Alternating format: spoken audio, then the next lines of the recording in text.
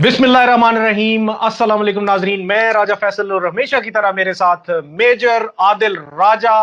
और आज हम लेके आए काउंटर स्ट्राइक आपके लिए इंडियन मुसलमानों पे। जो कुछ इंडिया के मुसलमानों पे किया गया वो किसी से ढका छुपा नहीं है। बाबरी मस्जिद के सिलसिले में जो कुछ हुआ, फिर उसके साथ जो रॉयट्स चलती रही, फिर उन रॉयट्स के साथ साथ फिर आगे हमें ये भी देखने को मिला कि समझौता एक्सप्रेस भी होता है। फिर गली गली कूचा कूचा मुसलमानों के साथ जिस तरह का बर्ताव किया जाता है, लिंचिंग की जाती है, जो कुछ हमें के मौजूदा दौर में नजर आता रहा,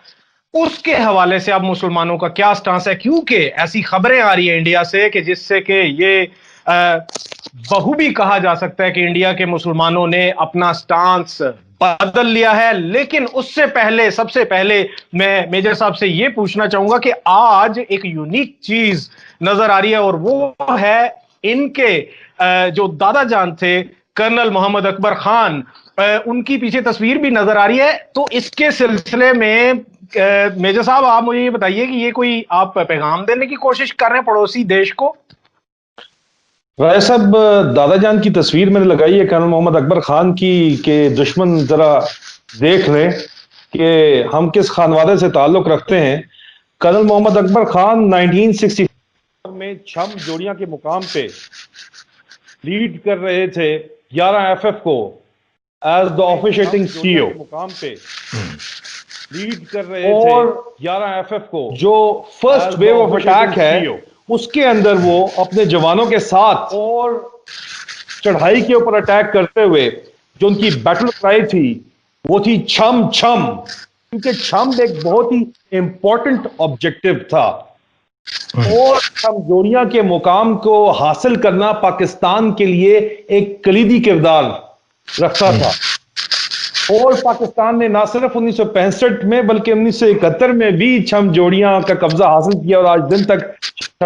है। लेकिन इसको कंफ्यूज मत कीजिए, मैं 1965 की बात कर रहा हूं जब छम छम की बैटल क्राई के साथ मेरे दादा जान कर्नल मोहम्मद अकबर खान ने 11 FF को कमान किया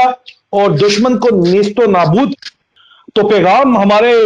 दोस्तों और दुश्मनों को यह है कि हमने जब भी चाहा है तो जोरे बाजू के ऊपर अपना हदफ हासिल किया है। इस बात को जहन में रखिए। जी राय साहब, इसके साथ आप आते हैं हमारे जी मेन टॉपिक पे आएंगे। और मैं इंडियन मुसलमानों के बारे में जानना चाहता हूं, बहुत ज्यादा क्यूरियस हूं। उसकी वजह ये कि आपको पता है कि लिंचिंग्स होती हैं, सब कुछ होता है। अब को मुसलमानों का डिफरेंट स्टांस नजर आ रहा है विद इन इंडिया, और मुसलमान जो कि सबसे बड़ी माइनॉरिटी है इंडिया में, इस सिलसिले में आपके पास कोई खबर है? और वो खबर आप मुझे ये बताएं कि वो कहां से आई और वो खबर है क्या? राय साहब, मेरी जो सोर्सेज हैं आपको आज तक उन्होंने जो भी खबर दी वो सच साबित हुई, दुश्मन के मुंह से भी वो सच साबित हुई, तो ये खबर भी सच्ची साबित होगी। और वहां पे न्यू दिल्ली के अंदर इस वक्त माहौल इस किस्म का है कि जो मुसलमान हैं हिंदुस्तान में, Indian Muslims in freedom struggle के बारे में हम बात कर रहे हैं, उनके अंदर जो एक बहुत ही वाज़ेह तब्दीली आई है और वो ये है कि अभी वो खुल के हिंदुत्वा सरकार के खिलाफ बात करने लग गए हैं। हिंदुस्तान के ऊपर जो हिंदुत्वा फाशिज्म इस वक्त कायम है उसके खिलाफ खुल के बात करने लग गए हैं। और आपस में जो इन हाउस उनकी डिस्कशंस हो रही हैं उसमें वो आजादी का नारा सिर्फ कश्मीर के अंदर नहीं महदूद रहा बल्कि पूरे हिंदुस्तान के अंदर फैलता नजर आ रहा है। और इस मुसलमानों की इस आजादी की ख्वाहिश में पंजाब के अंदर सिख भी शामिल है। और इस वक्त वो सिख एक बहुत ही डेस्परेट सिचुएशन के अंदर हैं कि वो असलहे की अपील कर रहे हैं पाकिस्तान से भी और बाकी अपने दोस्तों से भी जो उनके कनाडा में लोग हैं कि हमें असला दें ताकि हम यहां पे करके दिखाएं इनको कुछ।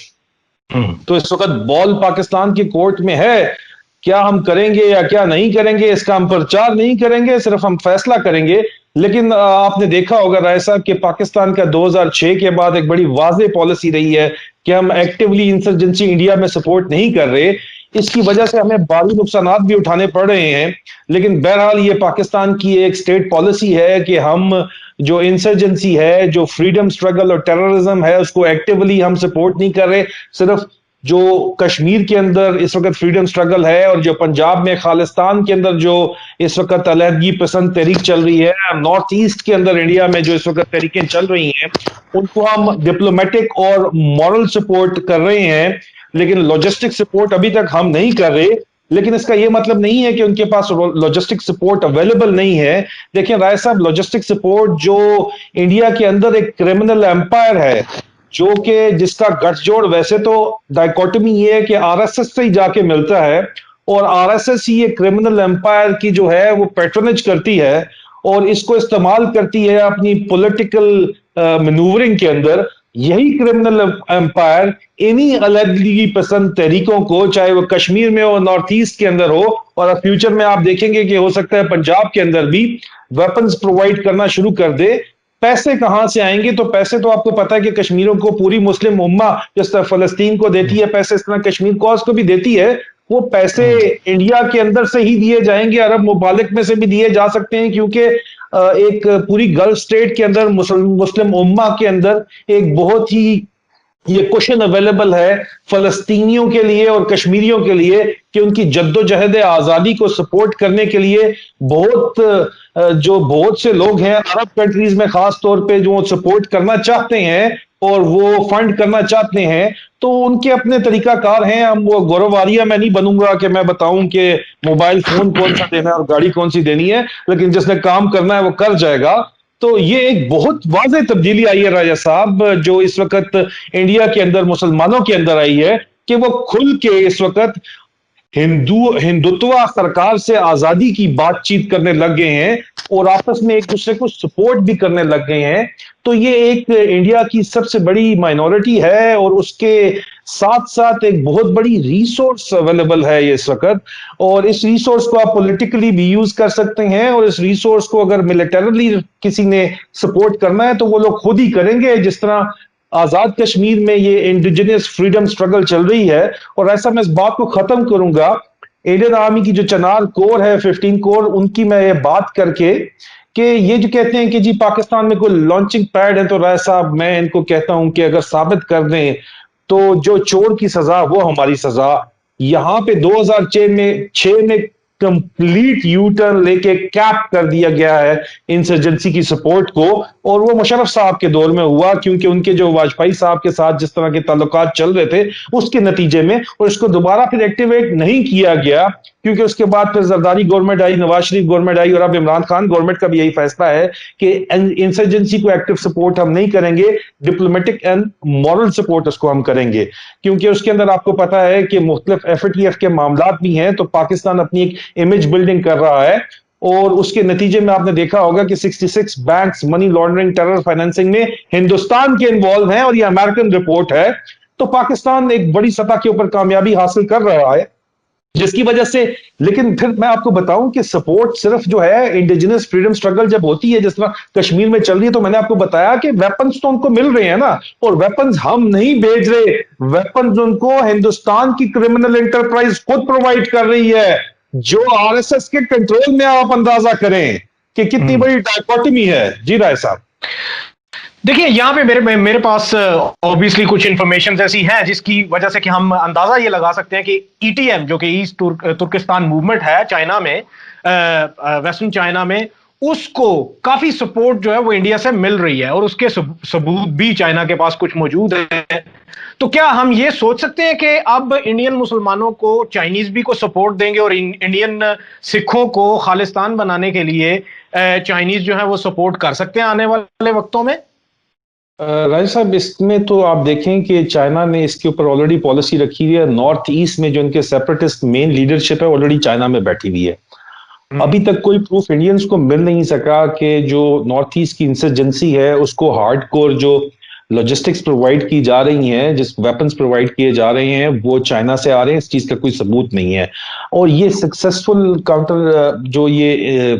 CI آپریشنز جو ہوتے ہیں، سکسیسفل انٹیلیجنس آپریشنز جو ہوتے ہیں، جو ہائیبرڈ وارفیئر کا ایک بہت اہم حصہ ہیں، اس کی بہت بڑی جیت اور فتح یہ ہے کہ آپ ثبوت نہ چھوڑیں اپنی انگیجمنٹ کا، ٹھیک ہے، پلازیبل ڈینائبلٹی ہمیشہ رکھی جاتی ہے۔ تھرڈ کنٹری آپریشنز کیے جاتے ہیں، جس طرح انڈیا تھرڈ کنٹری آپریشنز ہمارے اوپر اس نے لانچ کیے ہوئے ہیں، they are working operating from Iran and Afghanistan against us. तो आप राइट साहब देखें कि इसी तरह चाइना के पास भी वो बहुत बड़ा मुल्क है, एक सुपर पावर है, उनके पास है, और जो मेन लीडरशिप इस वक्त नॉर्थ ईस्ट की है और कश्मीर की भी मैंने सुना है कि लद्दाख के रास्ते चाइना में जाके जो मेन लीडरशिप है, जो इनकी जो आप कहते हैं उनके वो टेररिस्ट बोलते हैं, हम फ्रीडम फाइटर्स बोलते हैं, ये जो मतलब one man terrorist other man freedom fighter, तो ये जो लोग हैं ये ऑलरेडी चाइना के अंदर मौजूद हैं और चाइना एक ग्राउंड नेटवर्क बना चुका है। और चाइना ने जाहिर बात है कि अगर इनके हालात जो हैं वो इंडिया के साथ नहीं होते ठीक,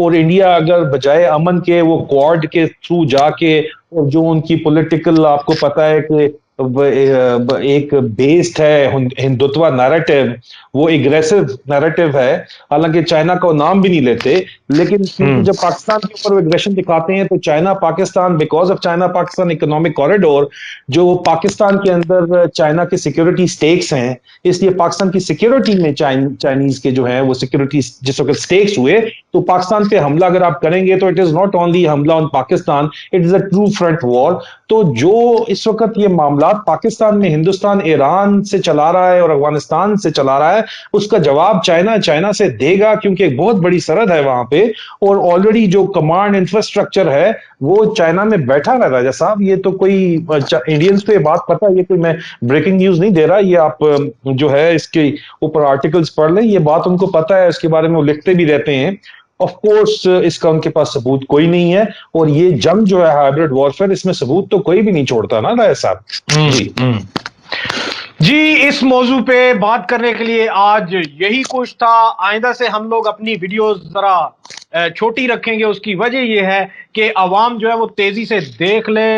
हम उनका ज्यादा टाइम नहीं लिया करेंगे। मेरी तमाम देखने वालों से ये गुजारिश कि सब्सक्राइब कीजिए, वीडियोस को लाइक कीजिए, वीडियोस को शेयर कीजिए, नीचे कमेंट जरूर कीजिए, उससे अपनी आरा जो है वो हम तक पहुंचाइए, ताकि हम इस प्रोग्राम को मजीद बेहतर बना सकें। मुझे और मेजर आदिल राजा को दीजिए इजाजत, अपना ढेर सारा ख्याल रखिएगा।